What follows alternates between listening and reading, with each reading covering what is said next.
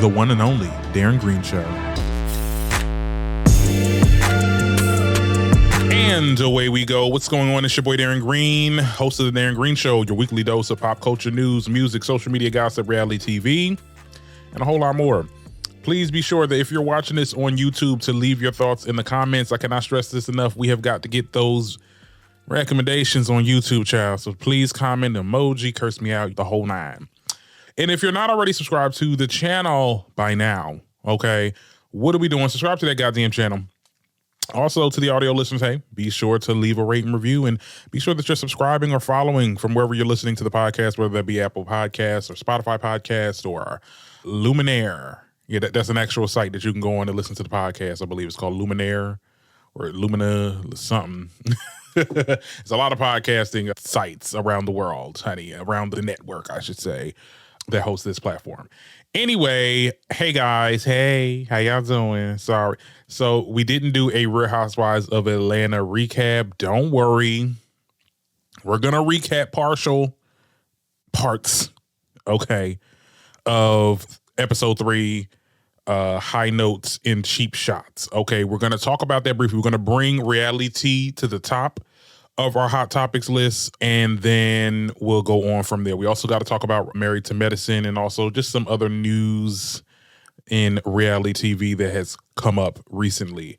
Yeah, so I think what we're going to do when it comes to episodes that I don't really care to, because like, I'm going to be honest, I attempted to do a recap for episode 3, but the episode was so bad. You get what I'm saying? I was recording myself. Content creators know when you doing a video or you doing some type of piece of content and you're just going through the motions and you just saying what needs to be, you're not saying what needs to be said. You're just saying stuff just to say stuff. I'm just like, girl, girl. I'm not even gagged, honey. We got fake relationships. We have fake conversations. I mean, down to the whole sit down with Portia and the girl Kelly or whatever, them saying, sit there kikiing. They got into, I thought they was going to have a sit down because I started with that. And I guess we'll get into the recap now. But they sat down, had a conversation, whatever, to talk about, hey, what's going on? You know, Portia's basically telling her, oh, well, I don't know why you coming off so strong on me, this, that, and the third. It goes to them kikiing, drinking, and talk about something. We got a bipolar relationship. I'm like, girl, you just said you ain't want nothing to do with this girl, Portia. You basically said, I'm not giving this girl nothing. You giving this girl a whole scene. It seems very overproduced. Like we said, because I went on El Teddy's live the other day, it does not look authentic. Even down to Portia's situation with Drew and Dennis. We got that scene with Drew basically talking about, oh, well, I sent Portia text messages repeatedly about potentially working with Dennis, so she shouldn't have a problem. I have receipts and all this other stuff. Then we get these scheduled goddamn reads in the confessionals with Cynthia. Cynthia trying to do her damn audition tape.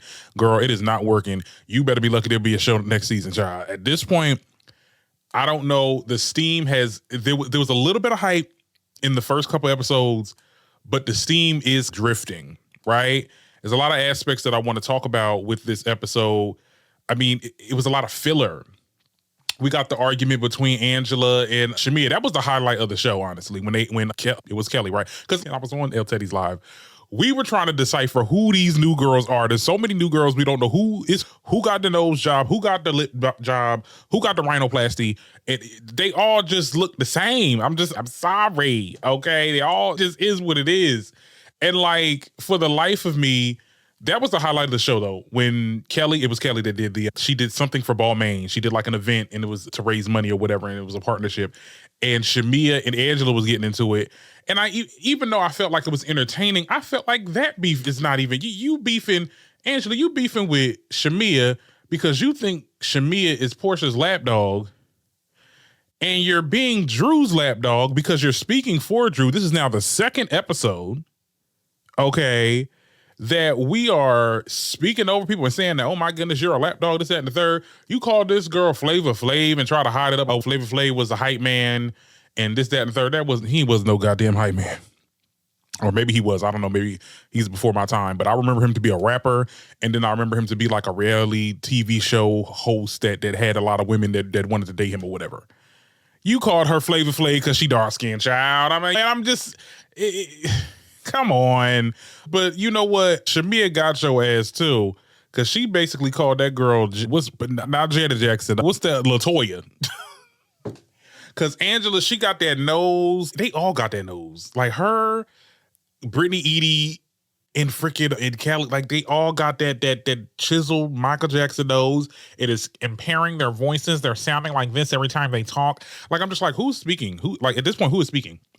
Like I need every time one of them new girls pop up on a confessional or in scene, Bravo, y'all need to put their names on the thing. Cause it's hard to keep up.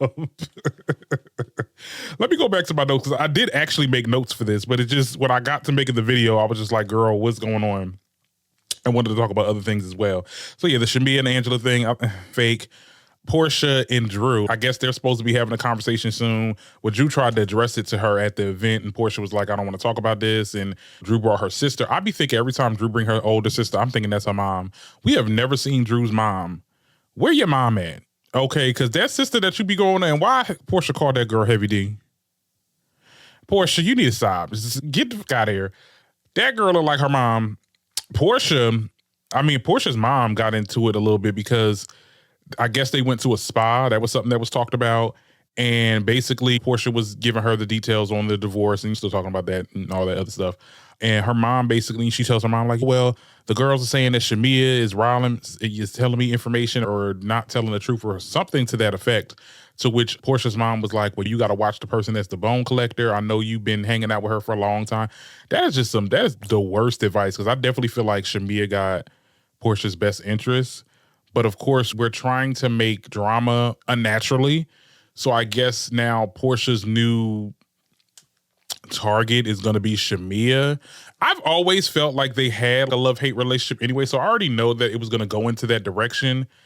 I don't know. I just think that it's just very weird that Portia, like at the end of the day, somebody was talking crap about you. It was unprovoked, and Shamia brought that to your attention, because had Shamia not said nothing, then Portia, you would have been like, oh, well, what did you say?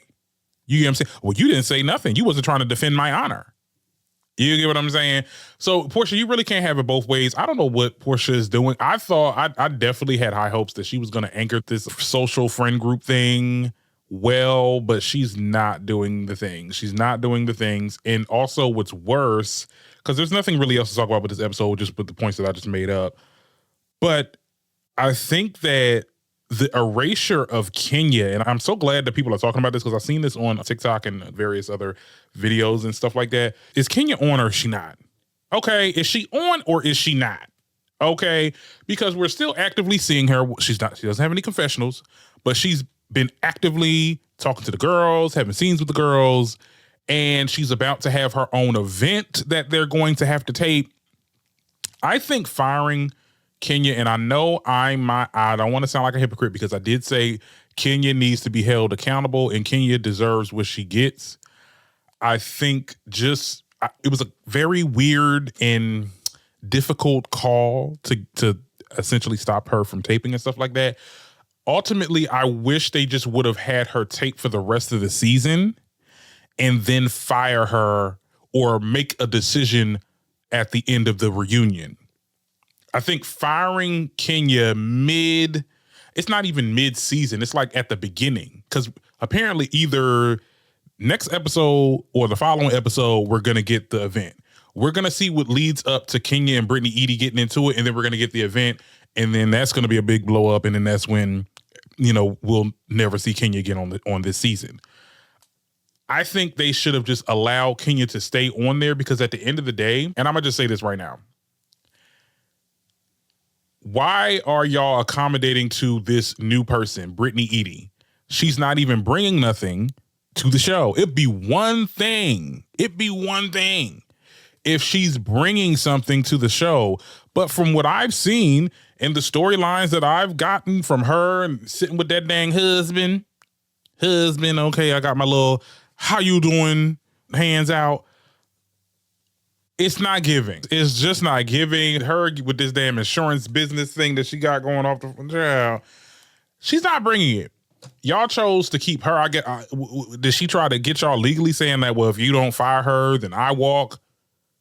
okay, walk. Like, you get what I'm saying? Because let's be clear, Kenya is really anchoring a lot of the drama, and it is coming off a little natural. She's been in here for a long time. She knows the game. You get what I'm saying?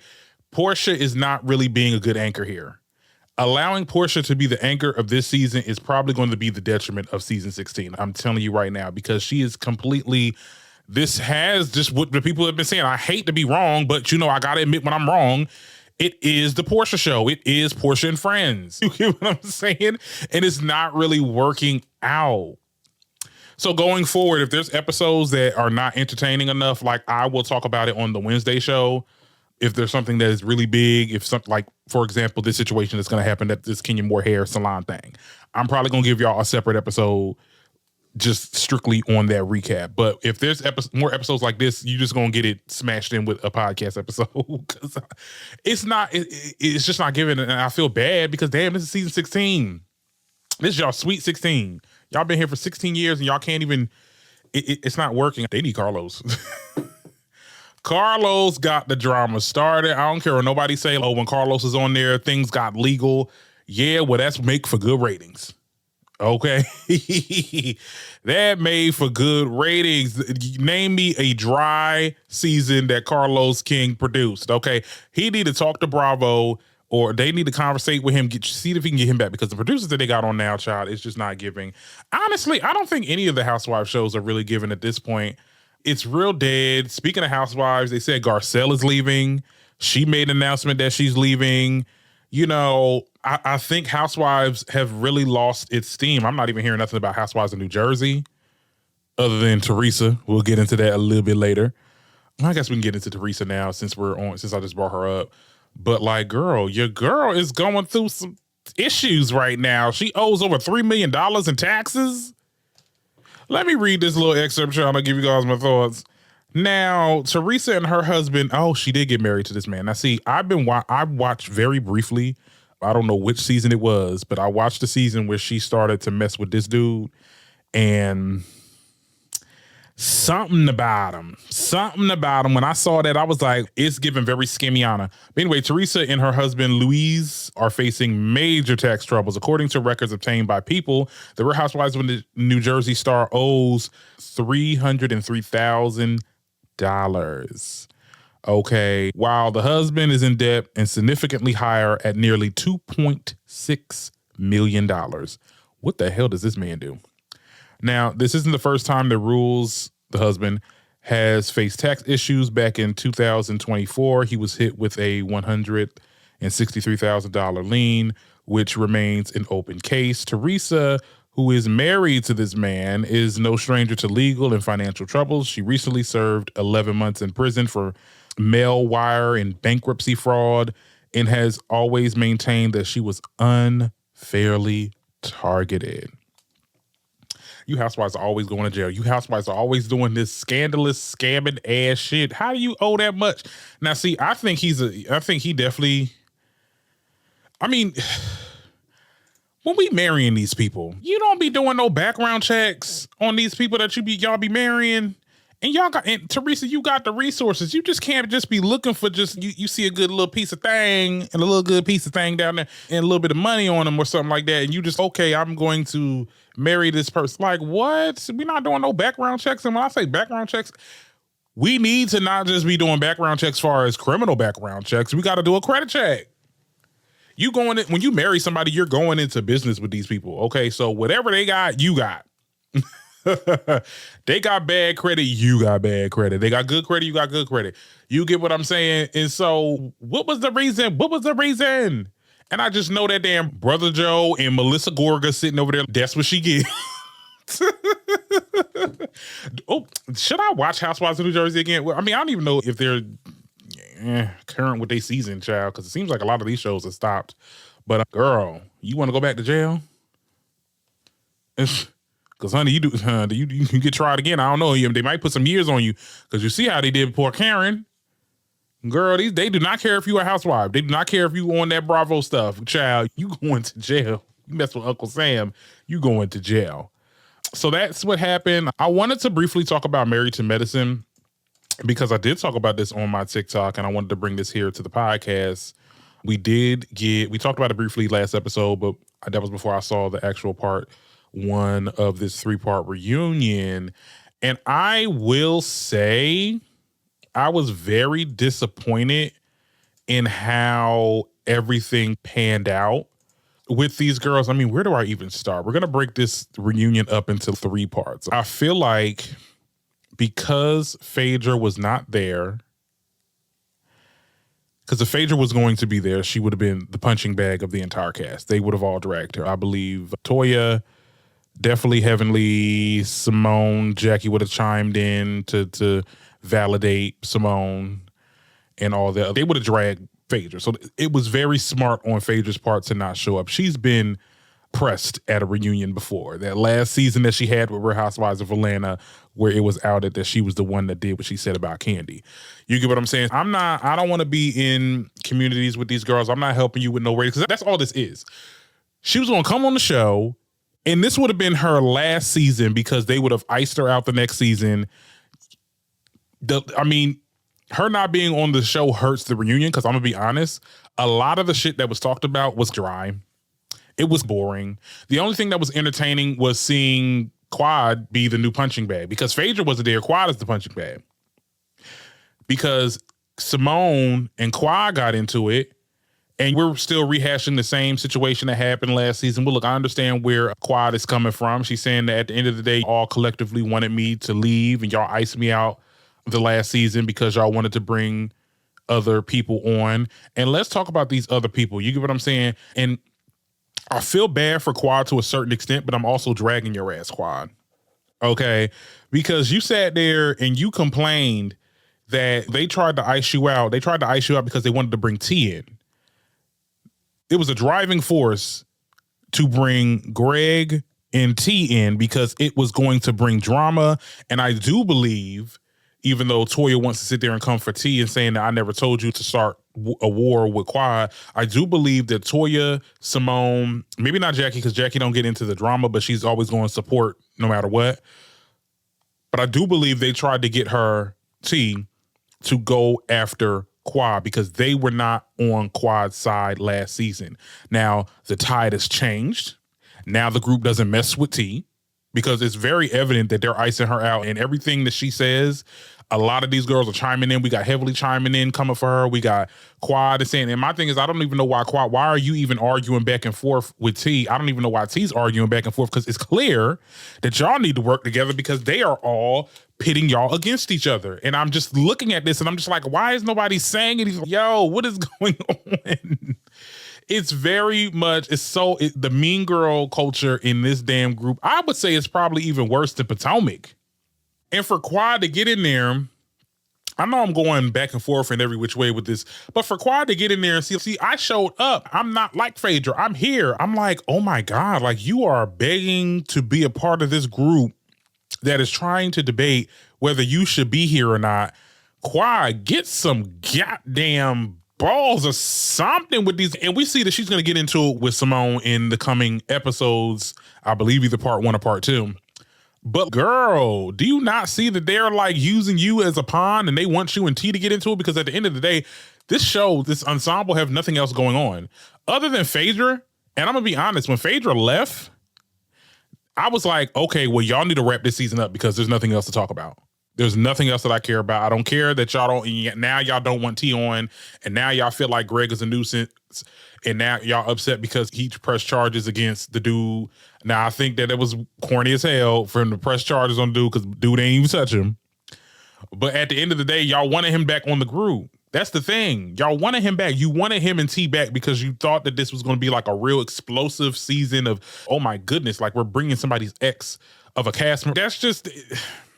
Anyway, it's just a whole lot of mess.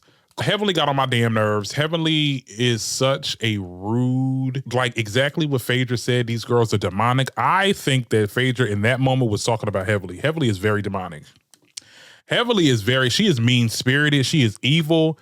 The fact that she sat there and she was going back and forth with Contessa, because this was, and I just find it so weird that somebody's dead mama was called out her name. And for heavily to get this little validation that she got from Jackie. Talk about something. Well, Jackie, did I say her mama? Did I say her mama's a? And she said no. And I find it so funny every time these girls lie, because they lie a lot. I like, at this point, play a drinking game every time these girls lie. And production be making y'all look dumb as hell, giving y'all the footage of y'all actually doing the fuck shit. You get what I'm saying? Like, y'all are trash. Y'all are trash. And y'all want to sit there and come for everybody else show, everybody else black show. I'm telling you right now, them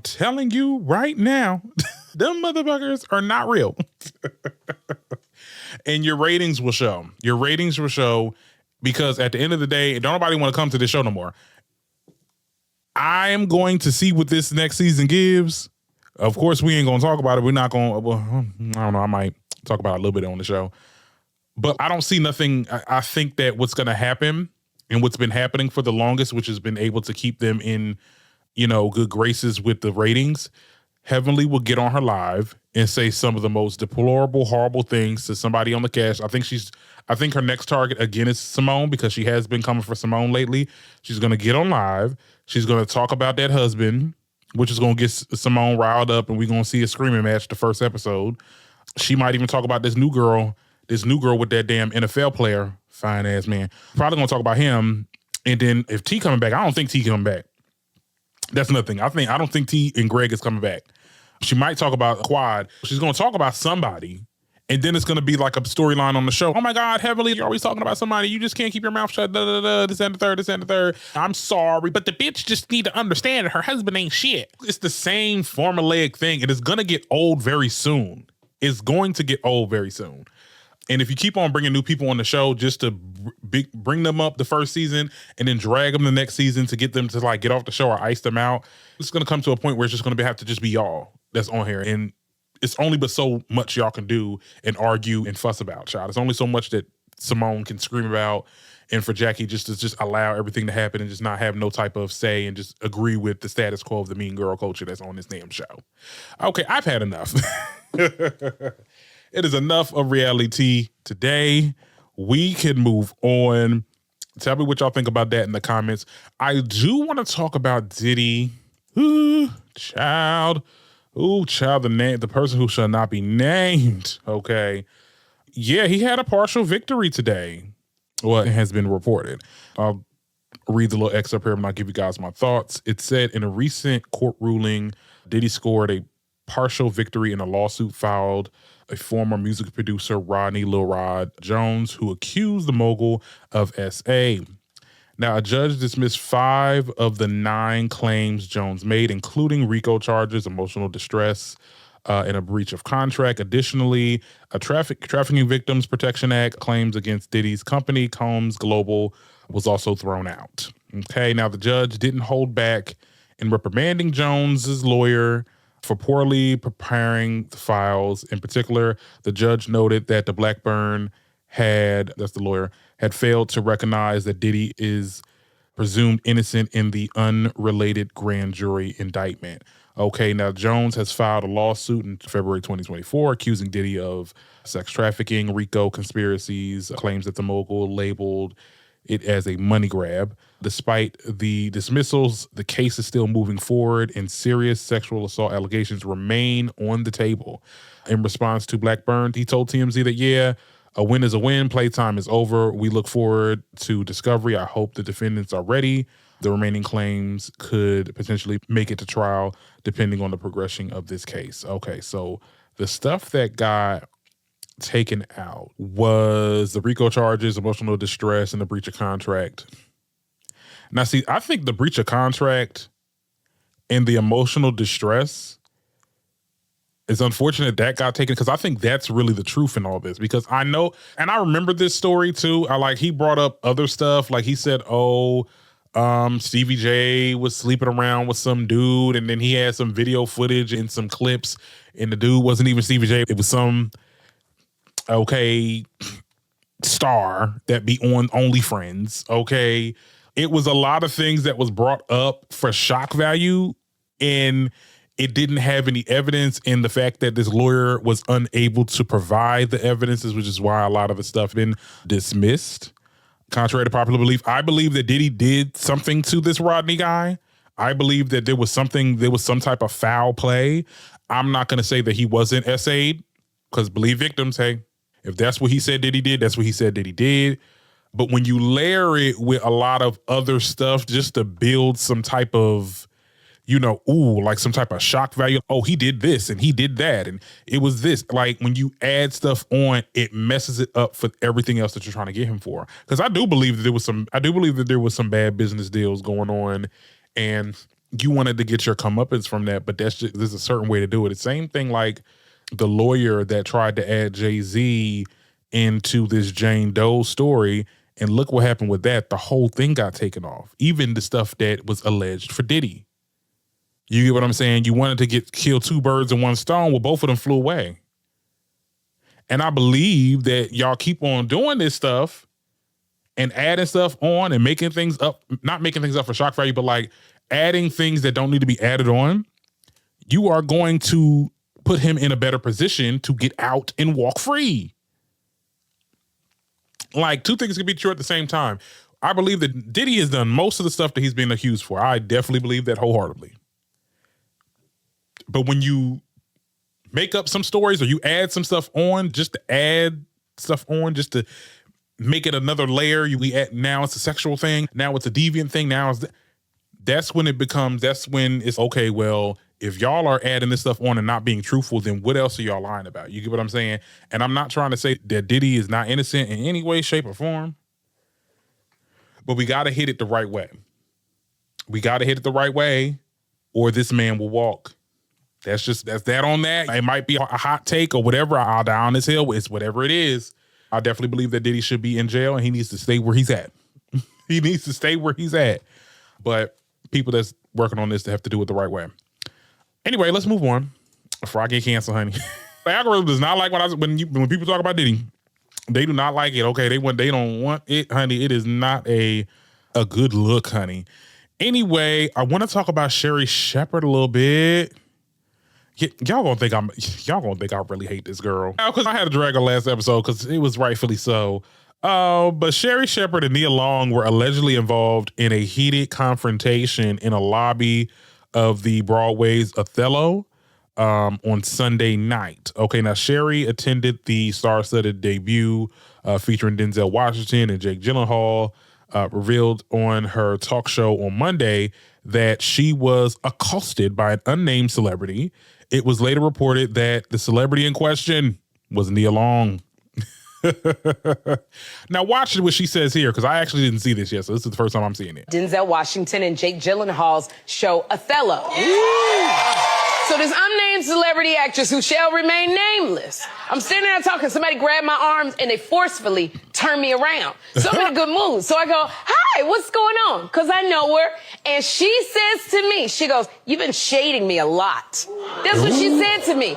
And I said to her, no, I haven't, because I was really confused. And then she goes, yes, you have. And then she just walked off. Now, let me tell you something. First of all, I know who I shade because I don't shade many people. It might be one person I shade. And I never have shaded this unnamed celebrity. And I'm like, and so she came up to me in front of everybody going, you shaded me. And then she walks off. So, hey, unnamed, so I was mad. I was really mad. And I said, you know what? You don't freaking get to do that to me. So I went to the bathroom during intermission. I stood there for 15 minutes waiting for a meeting in the ladies' room. Okay? Girl. I stood there. You want to tell me I shaded you? Now, she speculated that it might have been a case of mistaken identity and invited the person to appear on her show to resolve the issues, though Shepherd did not name the celebrity. We know now it to be Nia Long. Nia Long, I think she posted like a picture of saying what a night or whatever, and people made that speculation. She made like a cryptic message or something like that, talking about something about last night with a kissy face.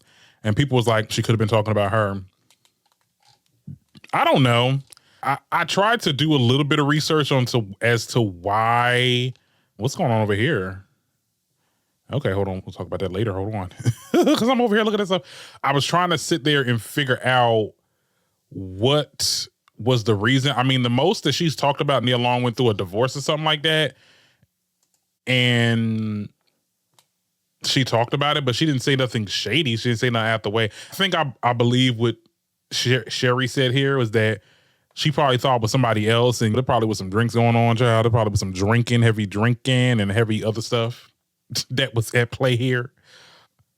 But yeah, no, that's weird. It's such a weird exchange. I mean, but when you get into this realm of talking about celebrity news and stuff like that, people are going to sit there and impress you when you go to these live events. That's just the name of the game, child. I just already know, child, if this podcast gets big, child, I know I'm gonna stay in the house, child. I ain't gonna do no red carpet appearances because I don't know. I don't want nobody to be like, oh my God, you talked about me.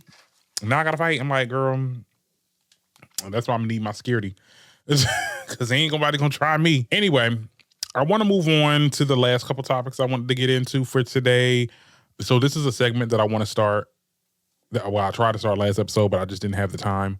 TikTok beef of the week. And basically it's like whatever viral conversation or viral thing that's going on TikTok, I want to talk about it. So there was two topics that originally I wanted to talk about the whole 21 with no kids trend, because I feel like there's been a conversation on TikTok, right, of these 21 to 25 plus people, predominantly women. This basically was a woman conversation. Now everybody's talking about it now. But it's this viral trend from the Jacquees line, 21 with no kids, right? And a lot of these girls, they're posting and congratulating themselves and saying, oh my goodness, yes, I'm 21 with no kids, or I'm 25 with no kids, or hell, I'm 30 with no kids. You get what I'm saying? People are congratulating themselves and giving themselves a pat on the back for being childless and not having a child and all this other stuff.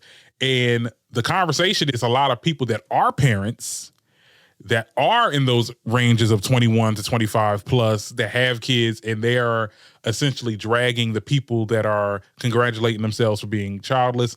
I mean, I've seen a couple videos, because at first I did a TikTok video on this. Like I said, I want to bring this to my podcast, but I've seen like people talk about something. Oh my goodness, you think that's acceptable? You think that you're not supposed to come up into this world and procreate, and it's given very much regret. Like, how many abortions did you have that you regret, and you're trying to make it seem like you're like, I'm just like, people are really saying that. People are really saying that people are, because of their regret in aborting their child, saying how many children did you give to God or something like that, talking about them potentially having abortions. And I was trying to figure out why people were saying that, but someone actually did explain this to me. They are saying that because they feel like it's like a call coming from inside the house, basically saying that I'm trying to make myself feel better for the decision that I made of aborting a child. And so I'm just going to say that I'm happy that I'm childless, but really I'm just upset that I made this decision subconsciously. I think that's for people to sit there and get on a video, prop their phones up and press record and say that bullshit. I think that's very disgusting. Do I think that people are being a little bit facetious with the whole 21 with no kids? Yes. But I also feel like it's not about you. And I'm talking to the people that have the kids at those ages, 21 to 25 plus. Them making a 21 with no kids video has nothing to do about you. It has all to do with them negating against status quo. Because that's what was told to them. That's what was told to all of us growing up, that we need to procreate, that we are less than if we don't have kids, and we need to bring more bodies into this world because it's our royal oath. That's what we're supposed to do. That's what God wanted us to do, and that's whatever. And that's, like I said, status quo. People are congratulating themselves and patting themselves on the back because they said, no, I'm not going to do this. I don't care how much you said my life is going to get better. Because let's be clear, when I say the call is coming from inside the house and the pot is calling the kettle black, a lot of these parents that are complaining about these kids saying this, y'all got regret. Y'all have regret. That's because a parent that really is gung-ho on being a parent and love and cherishes what they brought into this world, they will look at a 21 with no kids video and be like, oh, this is not me. If it's not directed, it ain't affected. Because I love my kid. If you love your kid, you wouldn't be mad at this. You get what I'm saying? It's a lot of regret going on. And somebody said this very elegantly on TikTok. It's like they're upset that they paid in to the agenda of having a kid. We all know that in the family, and let's be talking about black folks here, child. You know what I'm saying? Now, if there's anybody else here, I'm pretty sure y'all have those conversations too. But we all know, auntie, grandma, them, we gonna give me some grandchildren. We gonna give me some nieces and nephews. You know what I'm saying? We know that there is a push for people to have children, especially women. We get it as men too. Like I said, the grandmas and the moms be like, when you gonna give me some grandchildren, you gonna give me some great grandchildren, some nieces and this, that, and third. There's an expectation that you have to procreate. And I think that because they bought into that, and then they said, and then people told you your life is gonna be so much better, you're gonna have so much fulfillment in life for doing this. And when you do it and you don't get that fulfillment, you have regret. And then you look at the next person. You look at the next person that's happy about their situation of not having a child, and you are jealous of that. And that's why you are upset. And that's why you guys are foaming at the mouth for making those videos. And let's be clear, the 21 with no kids, if they wanted a kid, they can have it. It's easier to get kids now. I mean, like, you get so many ways. You get what I'm saying? So I think that go outside, touch some grass. It's not the end of the world. And at the end of the day, we all make choices. We all make choices in life, and we have to live with the choices that we have to lay in the bed that we make. Like I said, I feel like people saying it, the 21 with no kids, it's not about y'all, and I think that y'all make it about y'all, and that's what kind of pisses people off, because it's just, girl, we not talking about you. We talking about status quo. We talking about, because we got people like freaking JD Vance talking about lonely cat people and saying that them trying to sit there and say that a childless person shouldn't have a say in this country. And we got Elon Musk saying the great replacement theory and there's not enough people being born and populating and all this other stuff, trying to get people to have children. You're guilting people into submission. And the people are saying, no, we're not doing this. And I'm happy of it. It's weird. It was a very weird exchange that I saw on TikTok this week. I just wanted to mention this on the podcast. I mean, when you get into the things, I thought my body, my choice. I really thought that was something that we agreed with. A lot of y'all conservatism is showing, but y'all not conservatives. A lot of y'all said y'all hate Trump, but y'all be laying in bed with his policies and his rhetorics. It's at this point, it's above me. Now, another topic in the TikTok beef of the week, child. We got this damn influencer. I'm pretty sure y'all saw his ass by now or saw different variations of this damn video. Apparently, this influencer by the name of Ashton Hall or Ashton. Ashton. I don't know what this one, girl. He's a fitness influencer, and basically he goes viral for showing his like morning routines where it consists of him like putting his face in like ice water with this water bottle, this glass water bottle that you can buy at Dollar Tree. And he does like a workout thing. He's in this like little, I wouldn't say like a condo or something like that. He's running. He took a banana peel and washed his face with a banana peel. It's very weird. It's some very weird shit. Okay. And so he made a video response to address the people, I guess, that has been copying him, air quotes. Here's a little bit what he had to say. The nonsense. So many videos are being sent to me, duplicates of my videos. This is for the creators that are sick and tired of their work being copied. Listen to me well. You're either going to be a leader or a follower, and it's okay to be either one, but you have to choose. If you're going to be a leader, people are going to follow you. What is the issue? I realize that God has me here to lead, not to follow anyone. So that's what I'm going to do. When I see somebody following the way, I should be hyped. Now, I'm not perfect by any means. I used to get pissed off. The running videos, the ASMR with workouts, I'm not gonna act like I'm a saint. I used to block anybody who was doing anything similar to me. That was me. I'm blocking them, screw them, how could they copy my work? I worked so hard for this. What's wrong with this dude? Why do the same thing as me? What is up? Then I realized, bro, people follow Jesus. Why? Because he was great. Oh my God. Man. Oh my God. So I find it so funny. We can stop here because the more I hear him talk, the more I'm just like, oh my God. Now you comparing yourself to Jesus. I just knew that was coming. People said that just from looking at his content and what he gets into, you could tell that he's one of those red pill, like hella misogynistic. I mean, he has women servants that be giving him like food and drinks and ironing his clothes and shit like that. They said you could tell that he's definitely like very like narcissistic and stuff like that. But to sit there, nigga, they are making fun of you making the damn content that I'm seeing. A lot of the stuff, people are copying what he's doing to make fun of it, because that was the running joke. You were bullshitting the first part of your morning. It was like you're putting your face into the water. You're over here doing these damn jogs. You're trying to chase a car. Okay. It's you bullshitting for them. It's so weird. It's so weird. It's the fact that people are like continuously reposting his videos. It's actually getting annoying now. Because now every time I scroll on Twitter or scroll on TikTok, I see his ass. Girl, ain't nobody copying you. They're doing it because it's a trend now. But also they're doing it to make fun of you. But you have to remember that they follow, there's people that copy Jesus. Oh my God, people have real, like, when I say you people need to go outside and really touch on some grass, I think some of y'all need to live outside for a couple of days. Cause y'all get so stuck in y'all shit. When you laying shit long enough, you don't smell that shit no more. You laying your own, and I hate to be graphic, but it is what it is. You laying your own shit too long, you start to not smell that shit. Okay, and this is exactly where this man is. He is in the sunken place of shit.